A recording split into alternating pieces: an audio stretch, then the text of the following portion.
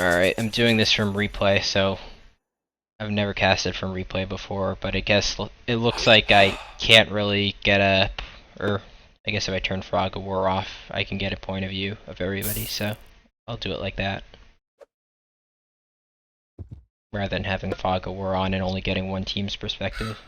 The natural observer, like we just saw of a live game, is you get the Fog of War and then can still see both teams' perspectives, but this'll do. You can see the map sooner, so it'd be nice to have this option in like a live game so you can uncover the Fog of War and check out the map ahead of time.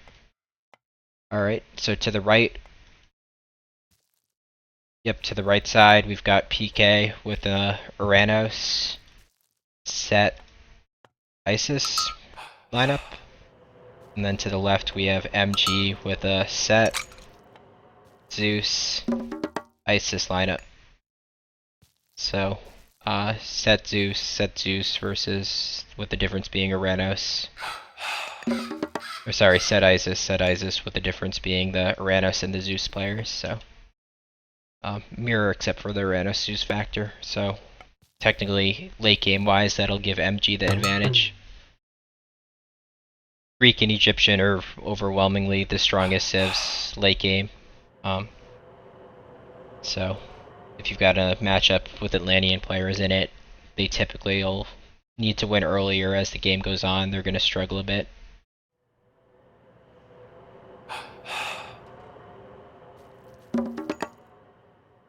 This is Marsh, so it's a relatively open map with high hunt.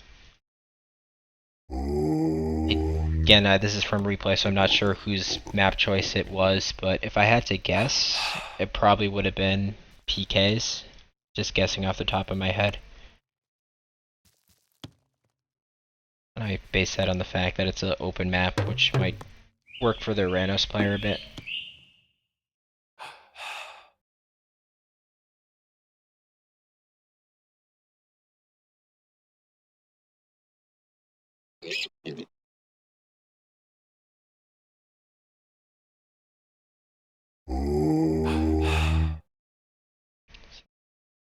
Don't expect a lot to happen here early.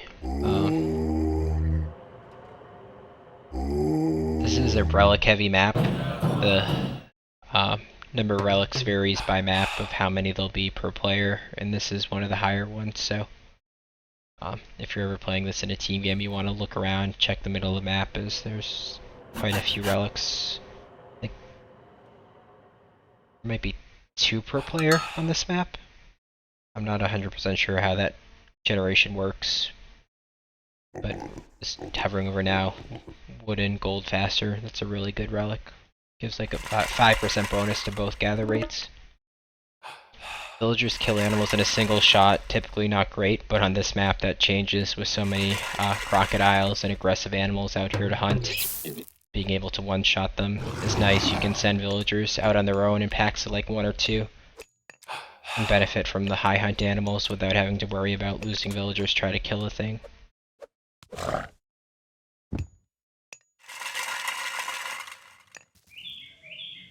This is Age of Mythology, the Titans expansion. Gireg. It's not this is the Voobly one, obviously, so it's the original that can be played through Voobly. With quite a decent bit of active player base, I think like 200 to 300 players online, on average. So not that hard to find a game at all.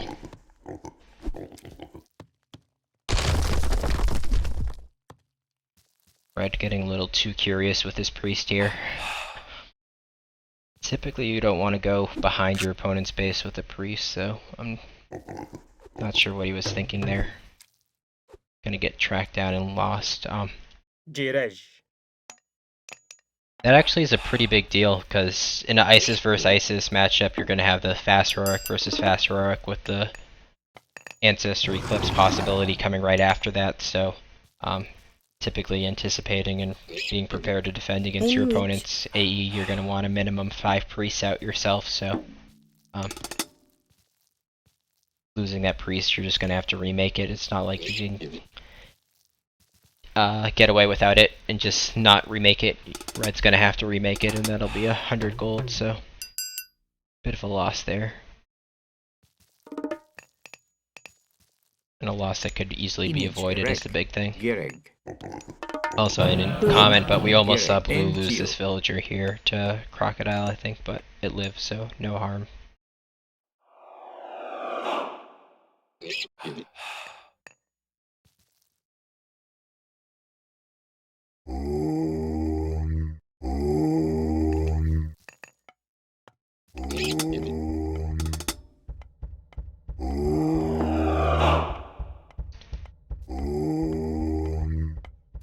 The early building's coming out from Mista, but he's against Set, who's gonna have the early animals, plus he's got his Pharaoh out here being aggressive.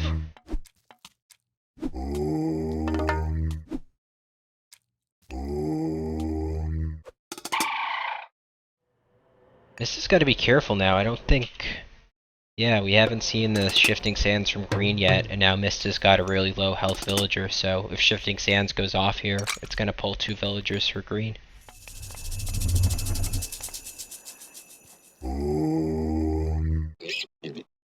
Then he can always send in a boar to do the scouting for him. He doesn't have to sacrifice a priest or pharaoh. Bit of a miscue here from green. Losing his priest when he could have pulled it back.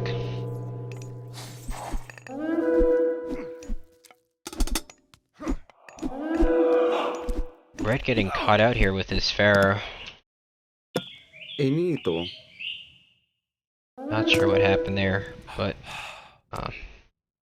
it's gonna lose that in power, and then I think by the time Blue gets... I think the Pharaoh should be back out by the time Blue gets heroic, but you gotta be careful of that. You don't want to have your Pharaoh out to help defend against AE for sure.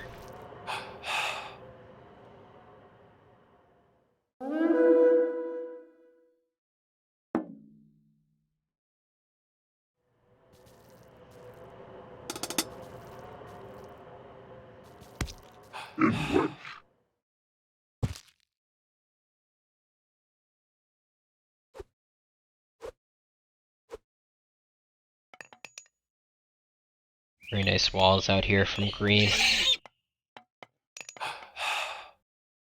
Basically shutting down any damage or early harass Mystic can do.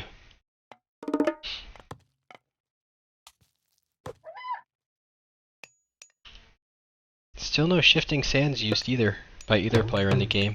Typically you'll see it used right after they get classical to shift opponent villagers.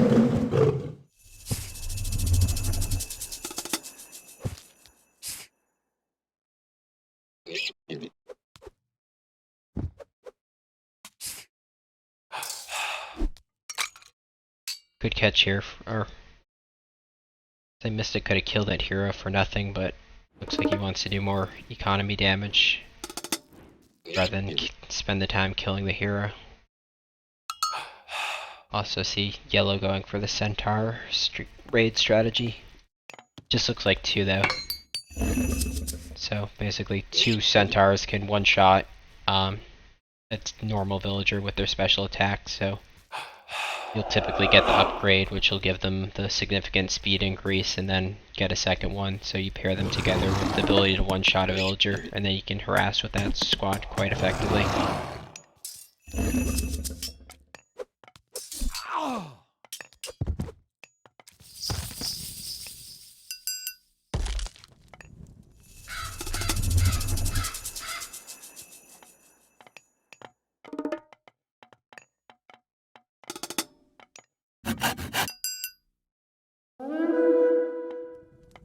Town center position on this map is always interesting.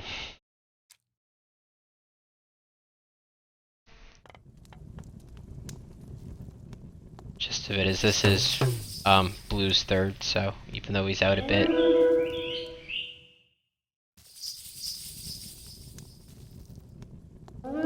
So Red's got like the safer third location, but at the same time, late game, it looks like Red's gonna be within water range,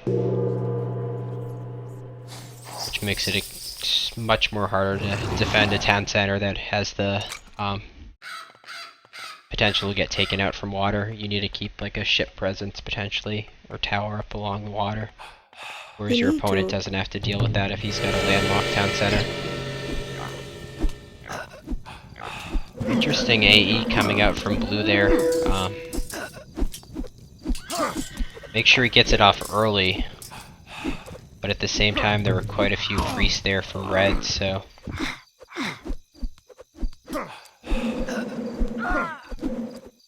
I guess he was afraid of the counter AE, as he was still getting his Miggle up, and just had priests, whereas red had chariot archers as well to back up his AE, so if red got an AE off, he could have killed blue's priest with his chariot archers, potentially. So if I'm red, I don't mind the damage I took from that AE. It wasn't terrible.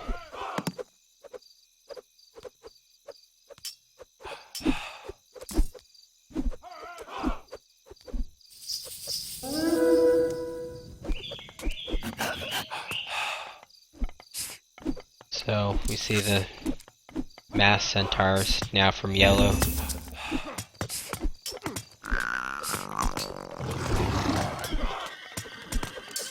Trying to prevent this town center from going up from purple. So far doing a good job. Also limited number of heroes around here from purple. Yellow can pick off this priest. These centaurs will have free reign.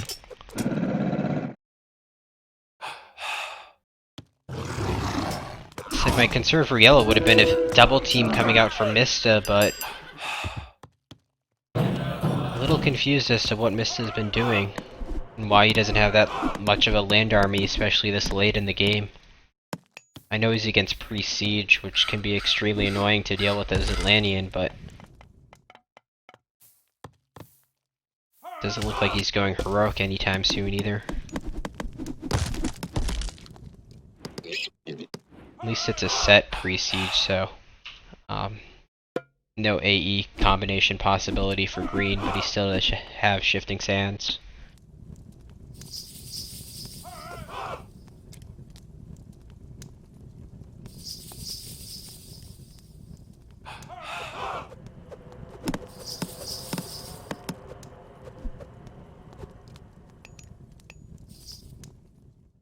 Green or blue's AE's gone, so red no longer needs to maintain a significant number of priests in his army, whereas red still has his AE, so you still see quite a few priests from blue. Also got the upgrade as its AE becomes a little less effective with time, as you've got more military units to help defend, can get more heroes, and then also get hero upgrades. Okay, very nice Shifting Sands from Berserker. Ah, so much action! So Berserker shifts his army on top of the priest army of green. But then green counter shifts it back into his base where he's got tower and town center cover. Yellow coming in here, still with purple's army there and getting caught by a shockwave. Purple also having quite a few heroes along with Mista, so yellow loses quite a few centaurs there.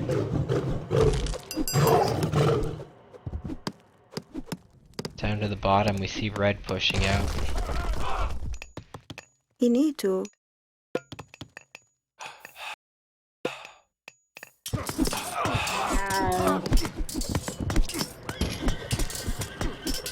More fighting up here. Ancestors coming out. Counter ancestors coming out. There really isn't a lot to deal with the siege towers, nor this many priests. And again, with the ancestor fight, this many priests is just gonna render Berserker's ancestors useless. See the fighting down here, and blue with significantly more siege towers against a pure chariot archer army is just gonna destroy red. I missed what happened there originally, but I guess blue's just been making more siege towers, whereas red's gone a little too chariot archer heavy. You definitely need the siege towers out there to tank, so... Again, red, he's just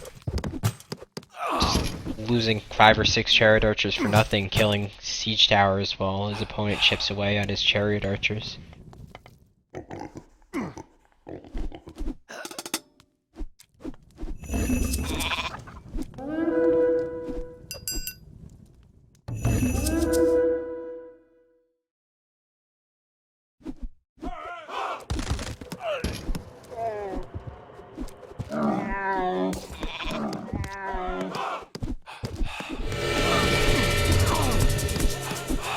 Sorry, I was reading chat. AE coming out from red. He's gonna use that to push back blue. At this point, he's dwindled down. I think blue originally had 8 priests, but you see with AE going off, blue only had 5 priests at this point. They also caught out of position, so the chariots will be able to focus him down. So red will be able to hopefully kill off these siege towers with the ancestors. That said, blue's got an extremely fortified position with 2 mid goals and a town center there, so it'll be hard for red to push into that anytime soon. Up top here, we still see the priest siege going up against Mista. Also see purple and yellow joining this fight constantly, so bit of an isolated 1 versus 1 on the bottom, and then a 2 versus 2 going on here up top.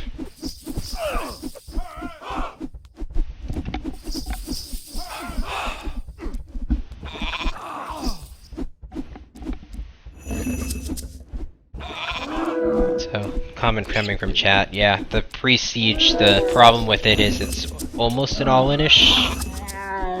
Basically it becomes less effective over time. Priests do well early on when the Atlantean army doesn't have upgrades and they don't have the right units out to deal with it, but as the game goes on and the Atlantean player gets more upgrades for his units, and then also gets heroic and gets out destroyers, which can tank the priest damage much more effectively, and then Arcus, which can kill him much more effectively, pre-siege becomes a lot stronger at that point.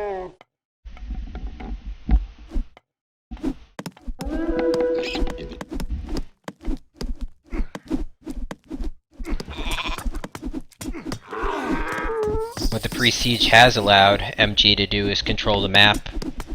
Again, kind of a bad town center position here. This one's really bad, surrounded by water on all sides. Makes it extremely easy to take out in late game. Mista was trying to take it, but cornered off by the pre-siege. Catching green a bit here, doing a lot of damage as green backs off. Green wanted to reposition and get his siege towers in front to tank the damage.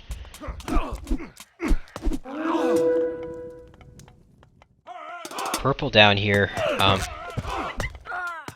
little confused as what's purple doing. Purple had green Mista had green cornered a bit, but purple backs off. Meanwhile, yellow comes in to help. Better coordination from MG there, fighting 2 versus 1, whereas Berserker's just been running back and forth down here. And it doesn't look like red's in that much trouble down below, so don't really know where Berserker was going. It's a long ways to get down to the bottom to double team down there too, and he doesn't really have a siege, so it's not like he could have taken out blue's position without siege.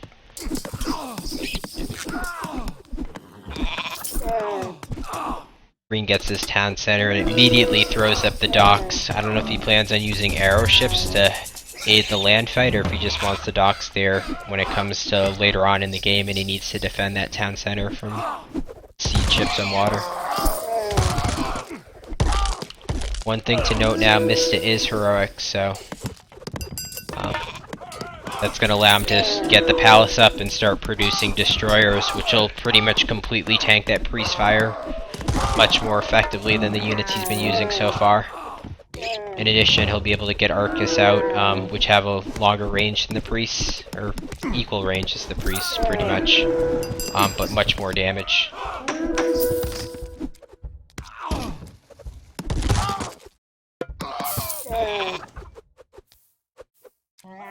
Red with some nice chariot archer raids, picking off and harassing the trade of the opponent. Bit of a stalemate there too, still.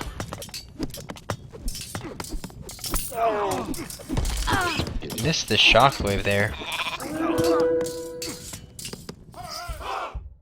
Saw Mista coming in with the Murmlos to knock out Yellow's forward position and then also deny him the ability to make more siege, which is good. That said, you've got a Colossi beating on Purple's town center and still no response to deal with the Colossi.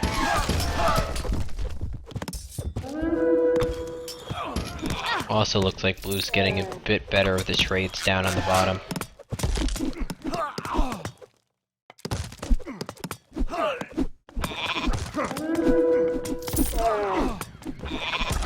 No destroyer production from Mista? I'm a bit confused by that.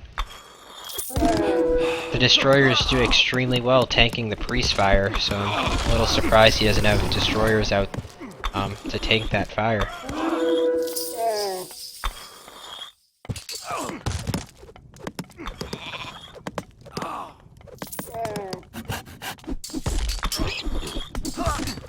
Priest out to deal with the Colossi now, but not before it takes down half the town center's HP.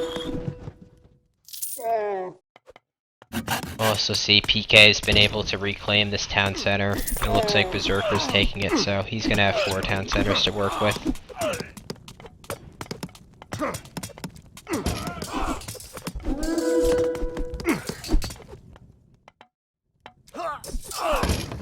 You could almost say it's worth it to have the Egyptian player with 4 over the Atlantean, have him 2, because the Egyptian units late game between the catapults and elephants and mainly the siege aspect of it, it's better to have the Egyptian is just so much stronger.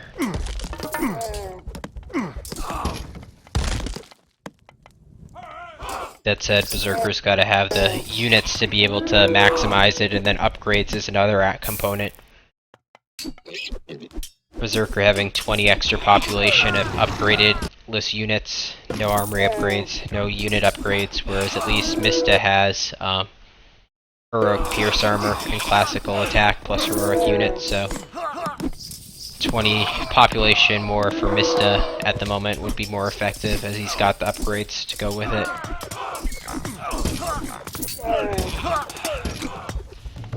See Red also getting pushed back here significantly.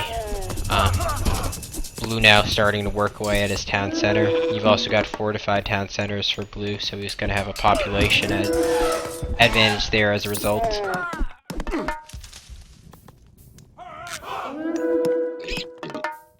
The only player in the game, or Green still doesn't have fortified town center, so.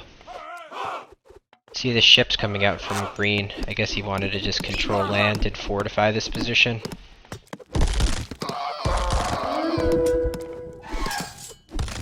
A lot of fighting going all over the place. Say Blue's starting to push Red back down here. Berserker still has no upgrades against mythical upgrades for Yellow, so Yellow's gonna trade extremely cost effectively against Purple. You can see Axemen that normally counter Hoplites just getting absolutely destroyed due to the upgrade difference. Gold Colossi as well for Yellow now. Interesting. Blue just pushing all over the place, not even purely focusing on the town center, but just pushing anywhere he can. See the meteor coming out from Red, but fortified town center plus masons, not a lot of units there. Kills a mid-goal, but if I were going to lose 6 villagers, a mid-goal, and just a bit of HP off my town center to a meteor, I'd happily take that trade as Blue. Probably would have been much better seeing the meteor cast on Green's town center down here, but Berserker taps out. Good game to myself. Shows up as Rangers.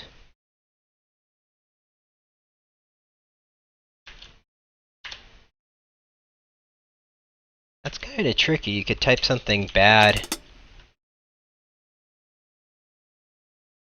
Like say somebody sucks and it looks like it came from Rangers. Trick everybody. Don't tell them it's a replay. You might not notice, but no.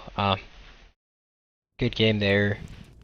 Looked like Blue had the upper hand down the bottom, so I'd expect him to win that matchup with just a little bit more time. Still had pre-siege going on up top, so technically missed his winning this matchup because Green never even bothered transitioning out of pre-siege 20 minutes in, so as soon as Mista starts using destroyers, I think he should be able to take that matchup. Although, with Berserker taking the extra town center, Mista didn't really have the population to do that much. But again, the destroyers with the 75 pierce armor, as opposed to the Murmelos with the 27. I don't know why Mista, once he got heroic, he built the palace right away, but it didn't look like he was making destroyers. Not sure what the reasoning for that was, but they definitely would have tanked the priest fire a lot more effectively. And then down the middle was what decided it, and that was just simply the Zeus. Probably had the better economy. I think he made fewer units later and probably boomed a bit more, and then once the Zeus player gets mythic, he can get the Forge of Olympus upgrade, and then his armory upgrades then cost nothing, so he has got the mythic level armory upgrades, whereas Berserker didn't even have classical upgrades, or unit upgrades for that matter. All his, yeah, no unit upgrades, no armory upgrades against heavy mythic upgraded units. Yeah, plus Colossi, there was no way Berserker could have done anything with that big of a difference upgrade wise, so that resulted in the tap out.